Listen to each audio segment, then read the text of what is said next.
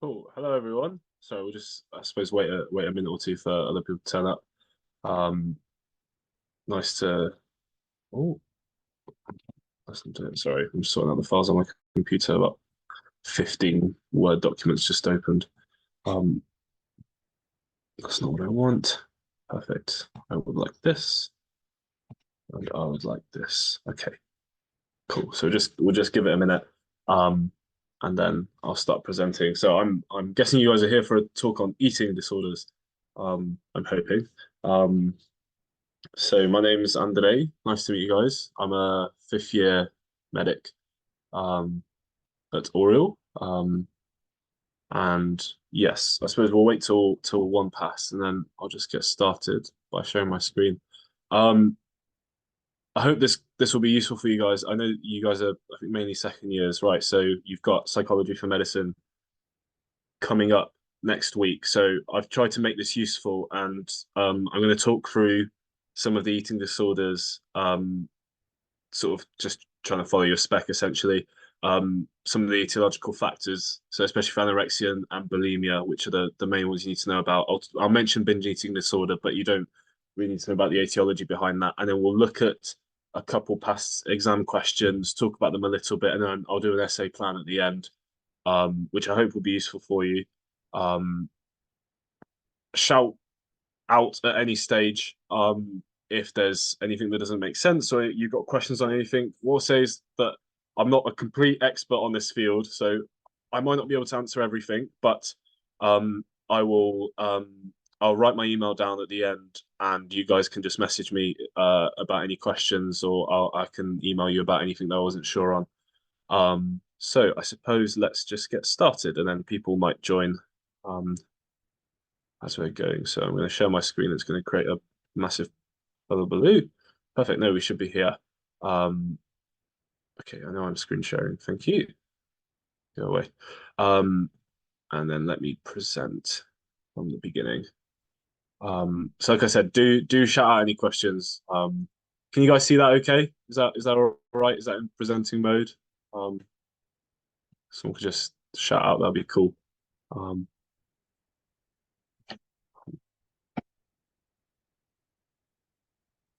can you guys see that? Is that all right? Oh, I've got a chat. Yes. All right. Lovely. Sorry. Thank you. Perfect. Thank you. Lovely. So yeah. So eating disorders. And yes, my name is Andre Fernandez. Though on emails I'm Vasily, which I'll explain at the end. Perfect. So oh, why isn't it going? Perfect. So pre-lecture, eating disorders are very common, and they affect lots of us in multiple ways. Whether people have past experience with them, whether they know people. So this is can be quite a heavy lecture. We're close to exams. Everyone's very stressed. So take time, look after yourself. Take time if you need to after the lecture, and just try and look out for yourself. So just a warning, we will, this is an eating disorder lecture, so we will be talking about some eating disorders and some pretty difficult stuff. So please do take care of yourself. Okay, so this is some stuff that I got from the spec. I used my spec, but I imagine that it hasn't changed much. So we're going to talk about different eating disorders. So the features of anorexia, bulimia, and binge eating disorder. But then sort of focusing a lot on the essays, we're going to talk a lot about the risk factors and also the etiological factors. And then we're going to talk about some evidence as well. I've tried to limit the evidence to not give you too much, just a little bit on sort of each bit. And then we're also going to talk about some treatments and how they've been made based on what we know about the conditions and what might be useful. So number one, what are eating disorders? So essentially they're issue when you have issues with eating and weight control. And so it's interesting to use this word habit because they can become sort of a habitual thing and they have sort of core psychopathology, so problems with thinking and sort of thought patterns between the different eating disorders themselves. Um, Obviously eating has to be disturbed, and but then there is also the sort of the psychology behind it of a really strong focus on shape and weight, sort of how you look, how you feel. people are unable to accurately assess what they look like. You know, people get body dysmorphia, that kind of thing. So people find it difficult to sort of interpret how, you know, what they look like, which is something we'll talk about later on. And it can be viewed as a disorder of control where certain aspects of a person's life become hyper controlled. Food tends to take over a person's life with an eating disorder. It is the majority of what they think about. They can still be extremely successful in other facets, but food is really what people think about most of the time, and it will drive a lot of their decision making. Um, there's this really interesting thing called a transdiagnostic approach to psychiatry, which essentially means that instead of thinking about um, psychiatric conditions as separate conditions, we can think about certain traits or certain things that are common across different psychiatric disorders. So, for example, rigid thinking might be something we see in anorexia and bulimia. It might also be something we see in depression.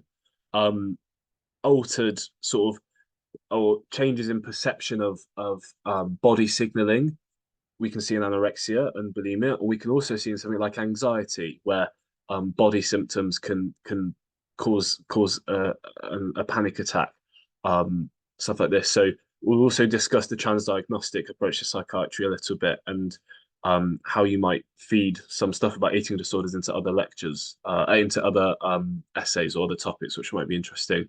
And so multiple types of eating disorder. Um, Big one, anorexia nervosa, um, bulimia as well. We'll talk about the differences between them, and then binge eating disorder. We'll talk about as well a little bit, and then other types. Obesity is an eating disorder, very debatable, and it is up for debate whether or not it is a true eating disorder, um, and the different things that feed into it. ARFID, so avoidant restrictive food intake disorder. Um, which we'll talk about a little bit later, and then not otherwise specified. So sort of lots of different. So pica is another one where people eat things that aren't food, but we'll focus on the top two mostly. A little bit about binge eating, and then very small bits about obesity, ARFID, and other stuff. So this is from the DSM-5. So what we use to diagnose psychiatric conditions for anorexia. So restriction of energy intake. You guys can read, so I won't read it out for you. But essentially, people are not taking enough energy from food based on their sort of sex and age. And psychopathology is super important that people are afraid of becoming fat, and even though they are underweight and extremely underweight at that, they are afraid of gaining any weight. And the way they experience their weight or their shape is different and what we would call abnormal, that people are very low weight and don't necessarily see it, or see themselves as still being too overweight, and too overweight still putting more pressure um, on themselves to lose weight. And so what can a person with anorexia look like in terms of a clinical picture? So what you might see. So you talked about this idea of extreme weight loss and control of intake. There's two subtypes of anorexia: restricting and binge purging. So restricting does what it says on the tin. So they'll restrict their food intake and they'll be very, very rigid and really only have very small amounts. And binge purging is very similar to bulimia, where people will might eat quite a lot and then purge themselves from it. So maybe using laxatives or self-induced vomiting, but they are underweight. And sort of that's the difference between what this is and what bulimia is. People with bulimia aren't necessarily underweight, whereas anorexia, they need to be below a certain BMI for you to be able to diagnose them. We talked about this strict dietary intake and a preoccupation with food and weight, leading to ritualistic behavior, kind of like what you see in OCD. People have rituals around food. There'll be only certain ways they can eat food, only certain times they'll eat food. Lots of body checking where people will look in the mirror a lot and check that they are a certain weight or they look a certain way. Compulsive exercise. People will exercise when they are extremely low weight, high risk of collapsing, and they'll still go out and do hour-long runs to try and sort of burn off those calories. and this idea of not being able to sort of accurately determine your or accurately see what's going on with your um with your body.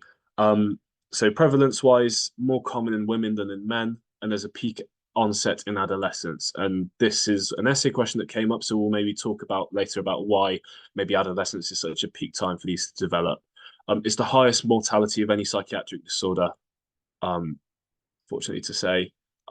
Causes like malnutrition, so people simply just not getting enough food intake, and also something called refeeding syndrome, which was first discovered in prisoners of war, actually, in World War II, where they were starved for so long. And then finally, when they came back, everyone was like, well, let's cook them a really big meal because they haven't eaten anything.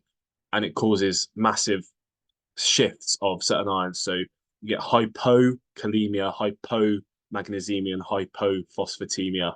Because when you finally get those things back in, um, the food back in your body sort of does like a 180, and it's like, oh my God, I've suddenly got food. And it's very, very dangerous syndrome. Um, Patients will get sicker and sicker, but they won't feel as if anything is wrong with them. And I've seen cases people are sort of losing weight and losing weight, and you're trying to sort of get them to restore this weight, and they're saying, "But I'm perfectly fine. There's nothing wrong with me. I'm too fat, if anything." And they feel fine, actually, even though you can tell that they're clearly not doing very well.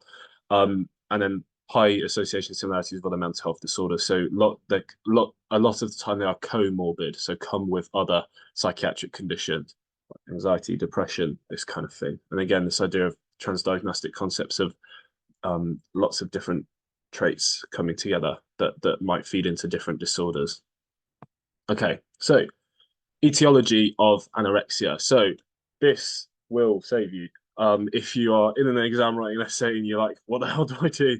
And this is what psychiatrists use when they do something called formulations, where they think about why someone might have a psychiatric condition and what we need to sort of consider in terms of what aspects of their care need addressing. So the biopsychosocial model, I know it's probably quite basic and you've heard it a lot, but it is very useful, and it's how I'm going to structure the essay plan later because I think it's a great way of doing it. So etiology, biologically, the food restriction plays into it. Actually, losing weight and the genetics play into it as well. We'll talk about it psychologically. Um, Altered internal signaling, so bottom up signaling, altered top down control. So bottom up will be sort of your brain receiving signals from the rest of your body. Top down is your brain telling the rest of your body what to do. Reward signaling is altered. And then this idea of state versus trait. This is something really, really hard to unpick in anorexia because there's conflicting evidence or people debate about once you're low weight, there are certain neural changes that then predispose you to be even more even more restrictive, and working out what someone started with whereas what they've developed over the course of the condition is hard. May not even be appropriate because you sort of want to treat them as a whole person, but maybe if you could identify certain thought patterns before it gets to that point, we could maybe do something. And then social, so societal pressure.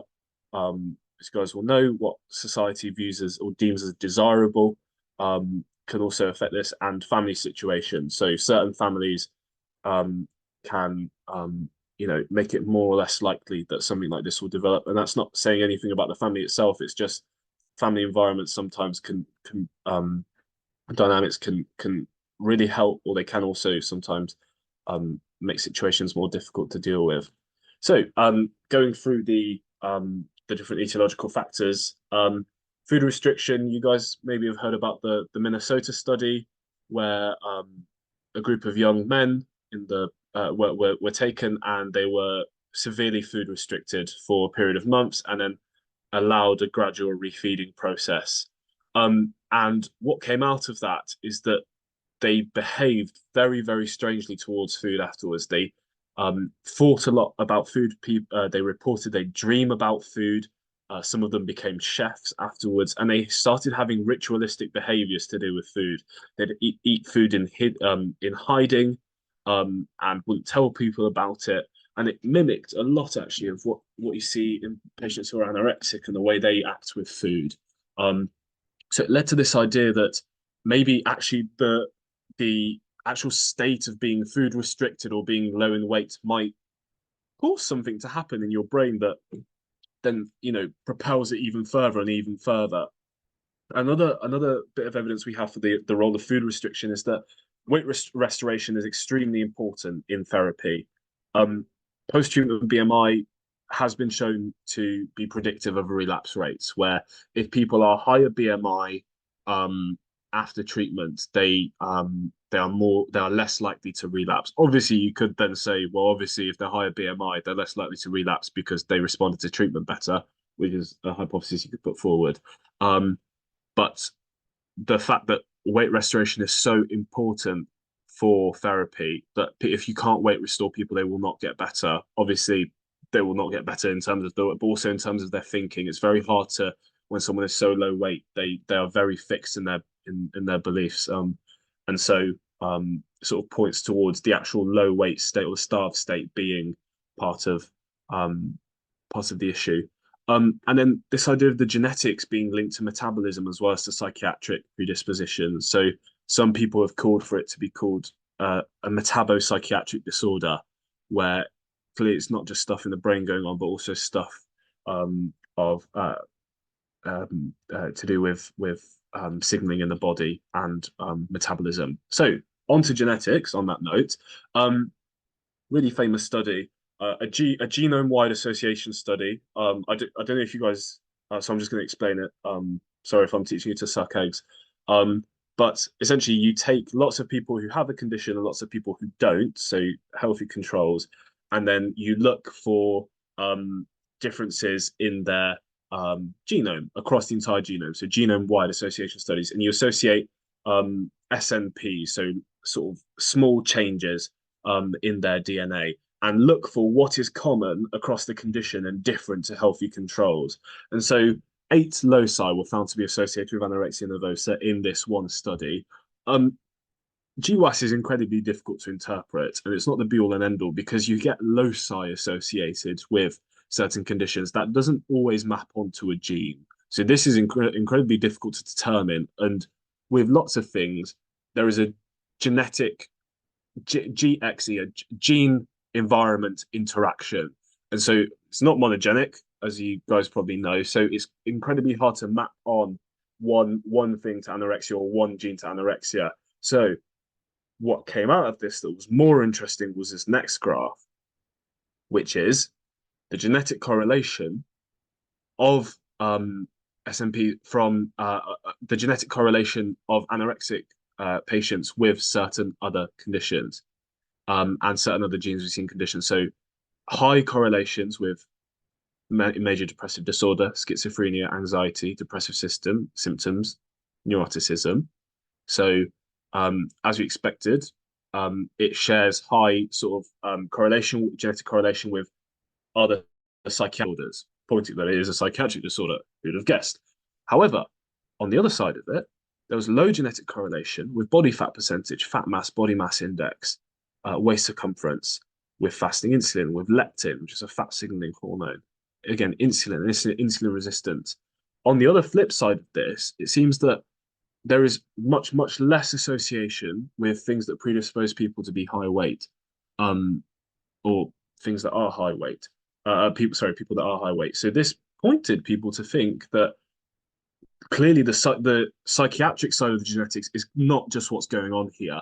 Potentially, there's something that comes out that causes a metabolic change in people that then can then lead to psychiatric because of what we were saying about the low weight possibly causing brain changes or causing things to happen in someone's brain that makes them obsess over food in a certain way that can then lead you down the path of becoming very restrictive. So this was extremely interesting and sort of shifted some of the thinking about what was going on in anorexia. Good. Psychological. So we'll talk about a few psychological things, and I've got some brain studies here. So thinking becomes very rigid and difficult to shift, kind of like in depression and addiction. In depression, one of the ideas is poor neural connectivity or sort of poor neural plasticity. So thinking becomes extremely rigid. And so one of the targets of antidepressants is to increase neuroplasticity, which is why they take 6 weeks to work and they don't work straight away, right? Because if they're SSRIs, they should increase serotonin in the synapse pretty much instantly, but they don't. Well, they do increase serotonin, but it's more the idea of changing neuroplasticity. And again, this rigidity of thinking is very much seen in anorexia, where people will essentially have very strong top-down inhibition of I want this food signal, and they'll and this predispose, this causes them to be very rigid and restrictive in their thinking and food intake. And so studies have come out about this. This is just one that I picked, where essentially there was higher frontal pole activation, so in your frontal cortex in response to high calorie foods, and lower in response to low calorie foods. And so this was opposite in the healthy controls. And what the authors hypothesized was that this possibly represented the fact that when a patient, someone with anorexia, sees a high calorie food, they have to engage this sort of top down inhibition to say, no, you don't want it. This is not what you want. Whereas if it's a low calorie food, it's an instant, that's what you want to see. So it's okay. We don't need to do so much restricting there. Whereas in people, it's the opposite, where in healthy controls, it would be the opposite, where they see a low calorie food and they'll have to say, no, that's not what you want. You want the high calorie food because that will give you more energy. And so in anorexia, this potentially is flipped the other way. And there is sort of really strong control from higher center saying, no, you want the calorie restrictive option instead. And again, we're talking about adolescence being a peak time for onset. Prefrontal cortex and frontal cortex is developing in adolescence, and so the connectivity is not fully there. And so, if someone's sort of open to developing anorexia either genetically or because of their environmental, the way they were raised or early life factors, adolescence could be when this connectivity builds and when this connectivity is built. And you can imagine by the time these people reach their 20s and 30s, it's extremely hard to shift these sort of neural patterns and thought patterns because they were built up in adolescence. Okay. So then we talk about bottom-up control. And so these diagrams are always extremely complicated. But essentially, this idea of interoception, so being able to interpret internal signals, aren't doesn't work properly in anorexia. So people can't necessarily interpret signals that they are hungry or that they are low food properly, which is why people will be underweight and not know that they are underweight. And so one way this is shown is altered heartbeat perception task results, where patients with anorexia were shown to be unable to perceive when they were having heartbeats as well as healthy controls, which is pretty tenuous what that tells you about interoception, because it's to do with heartbeat tasks and not food. But heartbeat tasks is the easiest way to measure this kind of thing. It's a bit more difficult with food. But as you can see on this diagram on the right, sorry, the faulty interoceptive awareness then feeds into lots of different aspects of anorexia. So emotional processing, body dysmorphia, abnormal perception of hunger and satiety. So people are unable to perceive what their body is telling them in the same way that a health control. When you and I, when someone who doesn't have anorexia would be hungry, they perceive it, they say, I need to have food. Whereas possibly someone with anorexia isn't receiving those signals as well, or not, their neurons are not interpreting them in the same way, and therefore they don't receive that signal as much that they need to eat and that kind of thing. Okay. Reward signaling is also very altered in anorexia, abnormal in inverted commas. So lower calorie foods were found to be more rewarding than higher calorie foods. So people were shown photos of lower calorie foods and also photos of high calorie foods, and sort of looking at reward centers in the brain. There was higher signaling for the lower calorie foods, which is again the opposite evolutionarily of what you'd expect, right? And it was opposite in healthy controls, where normally you see the high calorie food and your reward centers would light up because big snack means survive longer. But again, this is flipped in anorexia. Um, Interestingly, this was still present in weight restored anorexia nervosa. So patients who had increased their weight, it was still there, but it was diminished. So they still had higher responses to lower calorie foods, but um, they it wasn't as strong the difference between higher and lower calorie foods as it was in patients who are lower weight. Again, feeding into that idea of being in a starved state um, will which is just amazing, like not amazing to think about, which is so strange that even in a starved state, they're higher rewarding to lower calorie foods, and just what's going on there. Um, Again, this idea of longer term rewards being favored over shorter term rewards in reward tasks. Again, what that can tell you about actual condition is debatable, but the idea of people favoring longer term planning rather than short term gain in terms of food choices is the idea there. And then this study here at the bottom, patients were shown underweight body images, and they had stronger ventral striatum responses to underweight body images compared to healthy controls, which sort of tells you that they view underweight body images as more rewarding to look at because that is potentially what they are aiming for compared to the healthy controls. Good. And then this idea of compulsivity. So what is compulsivity? It's a goal-driven behavior that shifts to become habitual. Um,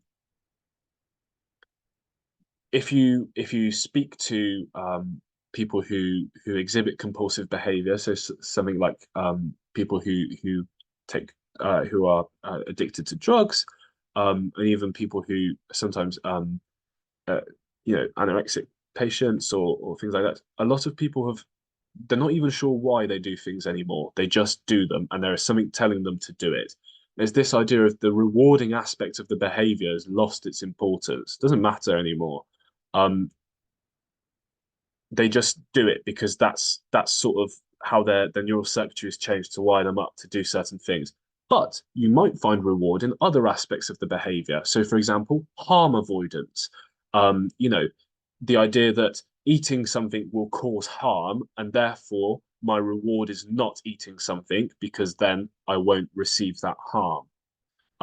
Again, with drug addiction, where the harm is the effects of drug withdrawal. And therefore, if I take the drug, then I avoid this harm, and that is my reward. Um, is one way to think about it. What is the initially rewarding thing in anorexia? Um, it's quite difficult to say and quite hard to pin down, but could be linked to the sort of societal pressure of wanting to look low weight.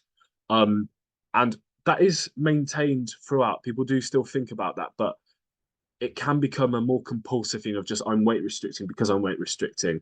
Um, and it's quite hard to unpick why, and that's a very, very hard thing to stop because you've sometimes forgotten why, or it's not the initial reason you're doing it is not really driving you doing it anymore.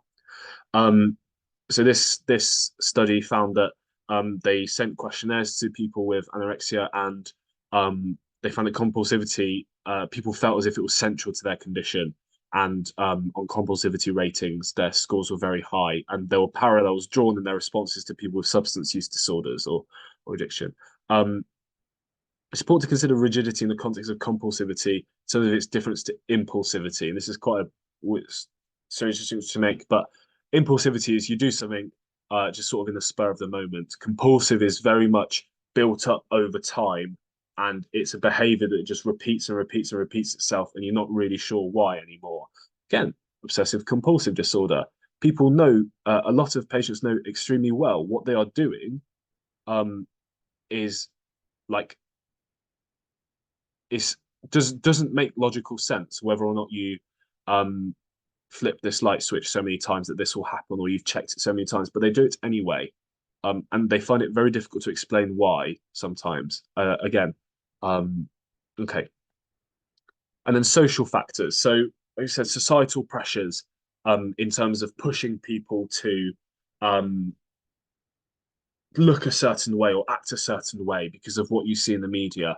Um, and this could again link into developing frontotemporal connections during adolescence, where you're at a higher risk for influence, and also um, developing brains are more easily influenced by outside factors. And so, again, if you are hit with the social pressure when you're in your adolescence, you then build the circuitry necessary for this rigidity and this very rigid thinking, then that can sort of be your progression and how you start off and progress into anorexia. Um, Family can be protective or damaging.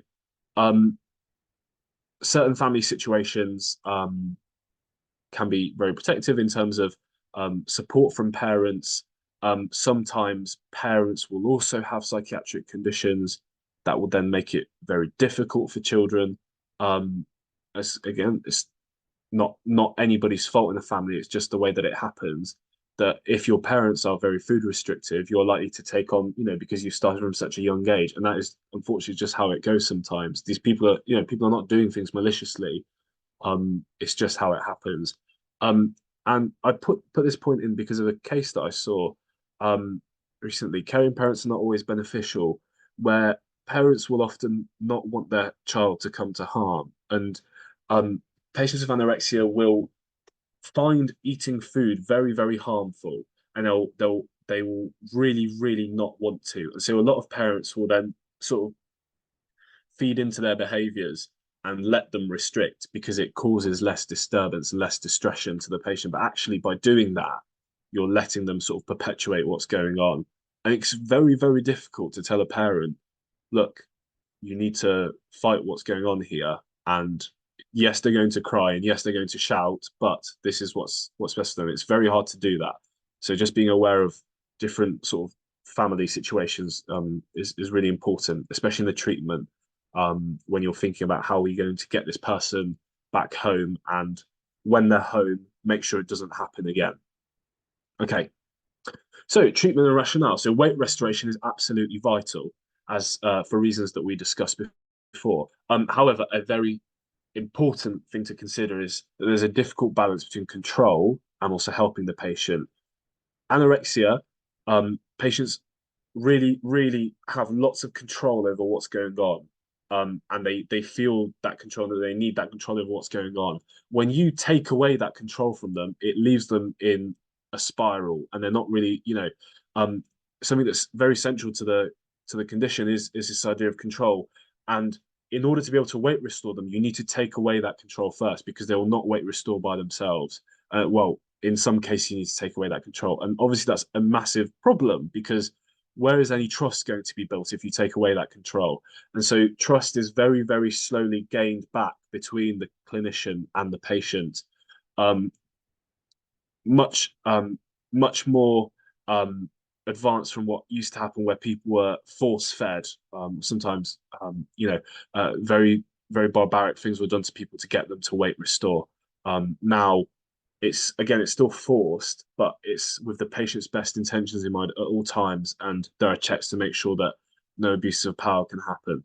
Um, okay, and then CBT is enhanced CBT, which is specially designed for eating disorders. So CBT, essentially cognitive behavioral therapy, trying to change the way that people think. And so it needs to be slightly different with eating disorders because there need to be weighings, there need to be you sit there and you eat food with the patient, or you help them eat, watch them eat food and make sure they're eating and they're not taking too long.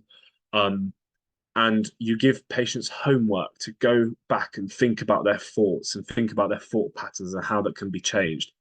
Again, this is really difficult because people don't want to change the way they're thinking because number one, they think they're fine. So why would they change? They think they're healthy. Number two, they become very fixed in their thoughts. And so changing that can be very difficult. Again, very similar to treatment resistant depression, where people are very fixed in their thoughts. Um, I'll skip over this DBS. I'll come back to it in a second. Contradictory evidence in terms of antidepressant use, in terms of increasing plasticity. It's not always been shown to be useful, and actually adding it to CBT might not add any benefit, which is interesting. Maybe different type of plasticity is needed than the one that antidepressants provide. And sort of question for the future, what about psychotropic drugs like cannabis and psilocybin, which have also been shown to increase plasticity. Um, so interesting thing to route to go down. DBS, deep brain stimulation. There was a study in Oxford targeting the nucleus accumbens, so part of the reward circuitry, and the anterior limb of the internal capsule, so the thing connecting your cortex to lower centers in your brain. So found decrease in psychopathology and connectivity changes outside the target of the DBS. So again, targeting areas central to reward and also top down and bottom up signaling, and it caused diffuse connectivity changes throughout the brain. So clearly, and changes in decrease in psychopathology. So clearly, this is not just one area of the brain is going wrong. There's lots of different bits that contribute. Okay. So bulimia, so essentially binge eating, again, this is the DSM-5. So binge eating, a lack of control over eating. So patients, again, this idea of compulsivity, will eat and they won't know why they're eating and they can't stop eating, but they will just eat and eat and eat. And then to prevent weight gain, they will self-induce vomiting. They'll use laxatives, diuretics to make them pee, or other medications, fasting, excessive exercise. Very, very similar, some people would argue the same as binge purging anorexia, except there is no low BMI necessarily. Then it would become anorexia binge purging type. Um, Again, this idea of self-evaluation, unable to um, unable to properly evaluate what they look like and what their body feels like. Etiology. Something looks familiar here because some people argue that anorexia and bulimia are on a scale where anorexia is also added on top weight restriction. So clearly weight restriction in bulimia, whether these periods of when you are sort of purging, do food restrict in some way, but very, very similar psychopathologies and very, very similar things seen in both conditions. So I'm not going to go through the whole etiology again. Also, there's more research on anorexia because it is more life-threatening. Not to say that bulimia doesn't seriously affect people's lives, but anorexia kills a lot of people. And so a lot of the etiology that we talked about for anorexia is applicable to bulimia in very much the same way. But just with this idea of food restriction not maybe not being such a central part to it. Treatment and rationale for bulimia is that CBTE, so this enhanced cognitive behavioral therapy, is the mainstay of treatment. It's harder to access treatment as bulimia. You don't you don't get inpatient beds as you would for an eating disorder as easy because anorexia just can be such an emergency and people can deteriorate so quickly. Whereas people with bulimia will carry on doing this and obviously very bad health effects. If you're self-inducing vomiting, your teeth can be damaged by the acid. Vomiting a lot can cause something called a Mallory Weiss tear, where essentially you'll just start bleeding from your mouth because your esophagus is torn. But it is harder to access treatment because it's not viewed as such an acute that people are going to get very sick because psychiatric services are unfortunately very full and long waiting lists. An important note on bulimia nervosa, something I'd like to bring up actually, is that prevalence in boys is increased, or this is sort of more, I've gotten the word for it. People have said this, I've forgotten what the word for that is. But psychologists have said that it's probably unrepresented in public opinion of what's going on, especially in young boys. And again, this idea of the societal pressure of gym and over-evaluation of body image factors. What does society view as being favorable? Where restriction and body image have become much more to the fore in young boy, adolescent teenagers who are going to the gym, who are watching videos of people on TikTok working out at the gym, saying you need to eat 300 calories and this much protein a day, otherwise you're not going to make any gains and you're going to be small for the rest of your life and nobody's going to love you. And you know, it's causing lots of boys to go down this path of of being extremely focused on their weight and what they're eating, very restrictive. Only they're not low weight because they're maintaining this sort of thing, but they then focus so much on food, they feel guilty, they eat, they binge because they're restricted in other parts of their life, and then they purge it all out so that it won't affect their goals and their gains. And it's something that lots of referrals for young adolescents, boys, especially athletes and people operating at high levels, you know, getting sent to clinics with this kind of thing. Binge eating disorder. Um, Again, this idea of lack of control, eating much more rapidly, being unable to control what's going on when you're binging, um, and then afterwards feeling disgusted with yourself, embarrassed. You feel like you can't tell people. You eat food when you're not physically hungry, but then you don't compensate. So some people view this as slightly different because there isn't, again, there is still this focus on food, thinking about food all the time, but not necessarily so much on body image. People can be very unhappy with their body image, but they are not necessarily taking steps like in anorexia and bulimia to control their body image and what's going on um, as much. Good. And then again, we didn't talk about the etiology for that because it's not in the spec. And in the interest of being close to exams, I'd also like to do a little essay plan just at the end. And then other types of eating disorder, so ARFID, avoidant restrictive food intake disorder. This is quite difficult to quantify, like what actually is it. Essentially, patients have or people referred for it difficulties with certain foods, and they can only eat certain foods, and they then restrict what foods they can take because they're avoiding certain ones. And so lots of referrals coming in for very young people, sort of 3 to 5. And some psychiatrists I've spoken to have sort of noted that potentially this is actually some of the referrals they're getting are simply the result of um, children that have autism and are having real sensory difficulties with certain foods and are therefore very rigid in what they can have. You know, I can only eat these kinds of foods because I'm having sensory issues with this type of food and this type of food.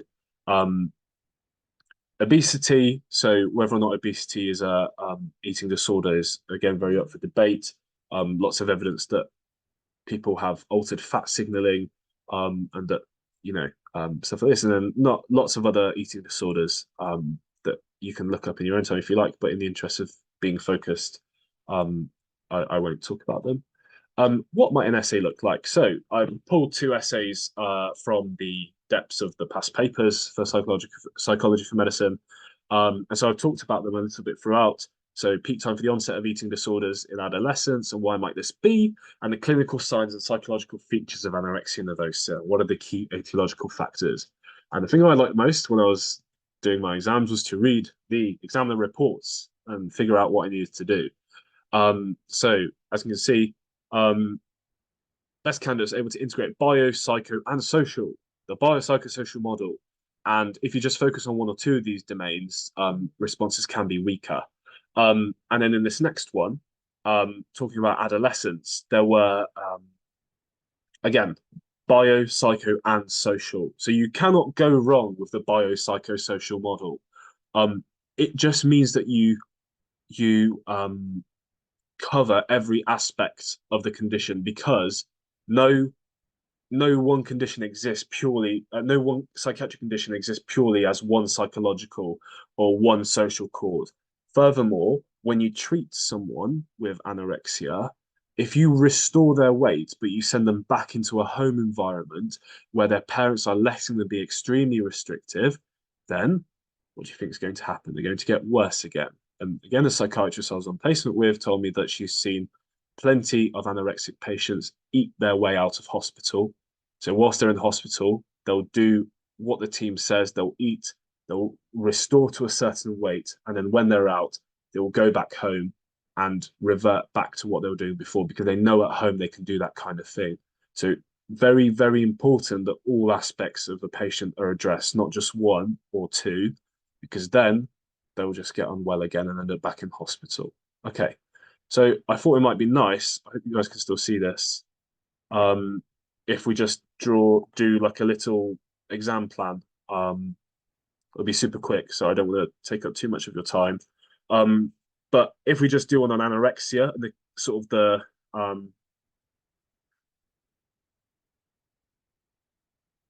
the key sort of that question about what is it and what are the key etiological factors. So um, start off by talking about what is it.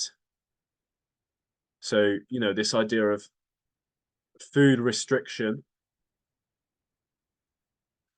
very rigid thinking, food restriction and low body weight, very rigid thinking in terms of sort of control of food intake as well as body image and body evaluation. And then the etiological factors, bio, psycho, and social. So biologically, we can talk about the genetics and then how lots of the genetics are to do with other psych conditions, psychiatric conditions, as well as to do with metabolic things.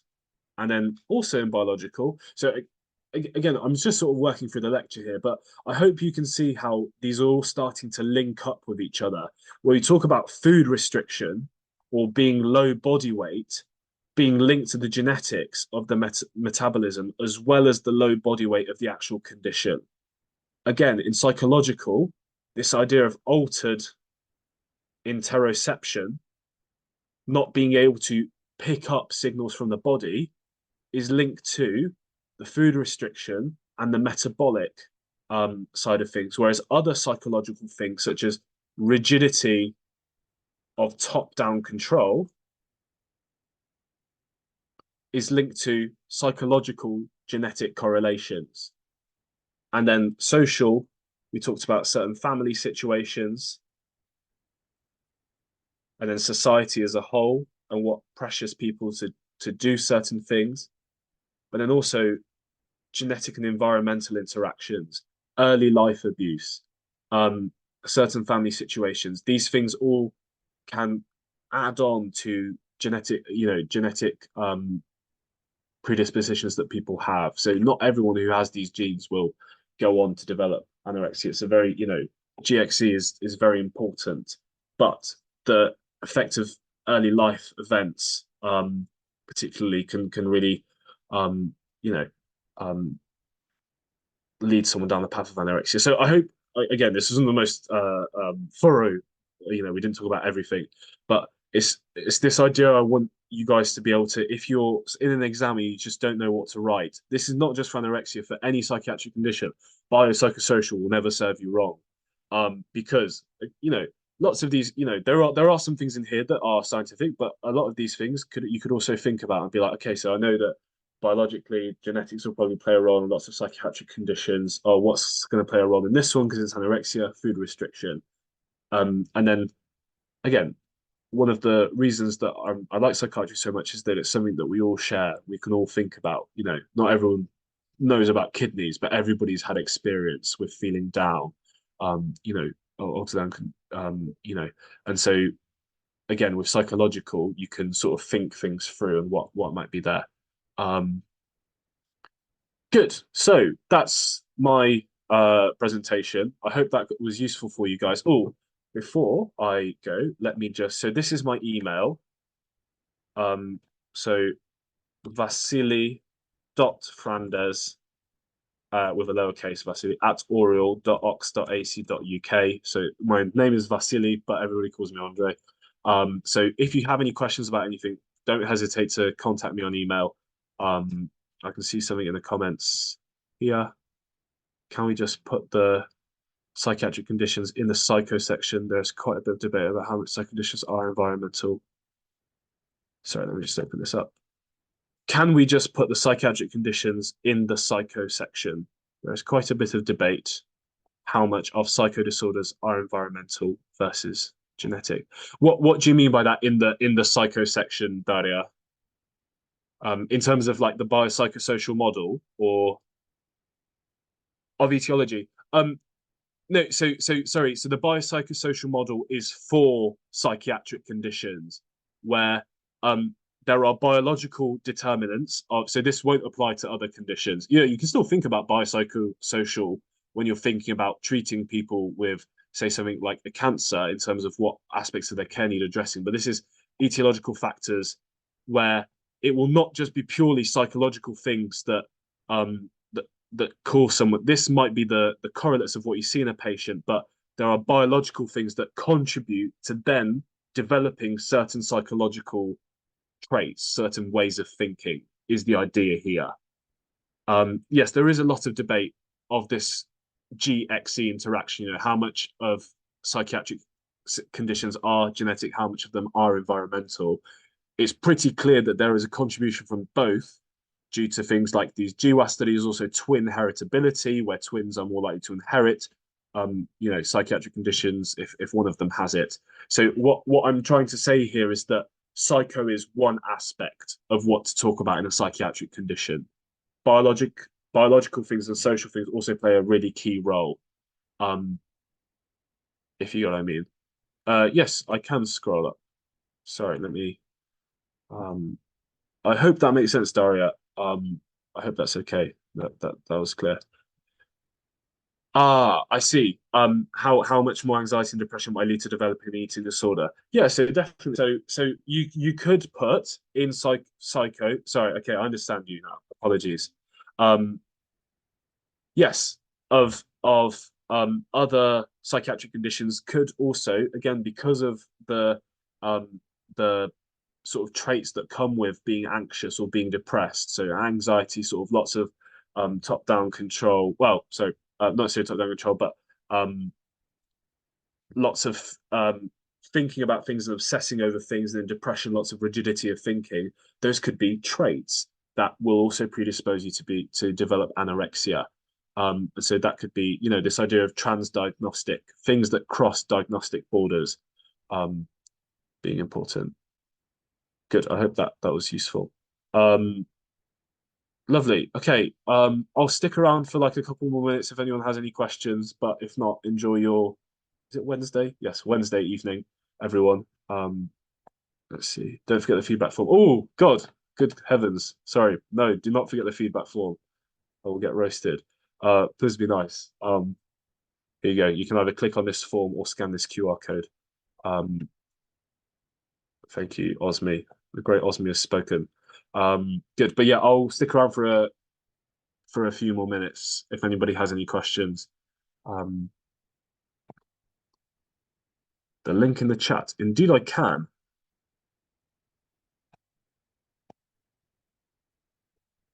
I'll see if I can work out this.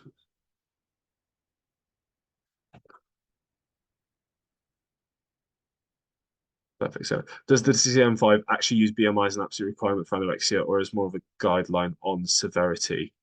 Um, Sorry, I'm not 100. So, like, I'm not 100% sure on that. I have to look at that. But from my experience of being in clinics, doctor, you like low BMI is a requirement of um anorexia. Like I said, because binge purging type. And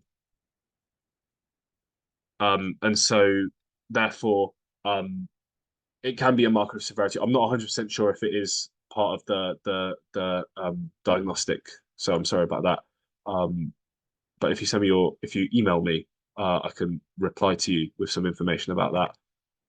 How do people present if they do not see themselves as being unwell? So a lot of the times it will be so a lot of people with anorexia are adolescents, and so their parents or their schools will um, call psychiatric services and will um, say, "I'm really worried about this person. They've lost a lot of weight. They look unwell." And you, sorry, let me stop sharing so you guys can maybe see me. Um, you know, people are worried, say, this person's lost a lot of weight, they look really unwell, I'm worried about their health, and then they'll be referred to psychiatric services. So if it's adolescents, it's CAMS, so child and adolescent mental health services. Um, you then get into this very, very big debate of capacity. Um, of whether or not someone has the capacity to make decisions for themselves. And so these people think they're fine. These people are like, there's nothing wrong with me. I'm perfectly healthy. I don't know why you're trying to treat me. I don't want to be treated. And then you have to make an assessment of whether the patient has capacity. Are they able to make decisions for themselves? Do they are they thinking thinking properly is not the right word, but there are certain criteria you have to go through to be able to say, yes, this person does have capacity, or no, this person doesn't have capacity. We can make decisions for them until they get better. And capacity is not taken or given in one fell swoop, and it's like that forever. Every single decision you make and every single treatment you make, you need to assess the patient's capacity. Do they have the capacity to make a decision about this? If someone is starving themselves into death, then you could maybe argue that they do not have the capacity to make decisions about what kind of food they will, or how much food intake, and therefore you can sort of work your way around that. But they will have capacity to make certain decisions. So sorry to answer your question along about weights. Normally, other family members who are concerned about them, and then once they are in the service, there are certain things you can do to essentially force treatment on someone who doesn't necessarily want it, but in the opinion of medical staff, needs it in order to get better. And hopefully, when they are better, they can see, oh, I really did need treatment then, kind of thing. But there's only so far you can go, um, you know, and so far you can push it. Um, okay. Any other questions? No worries, Dominic.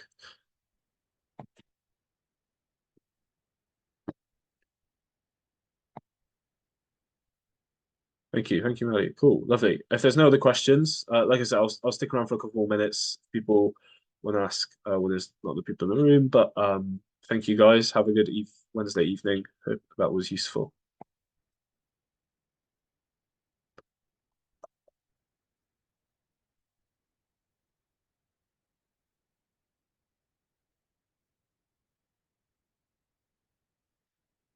There we go.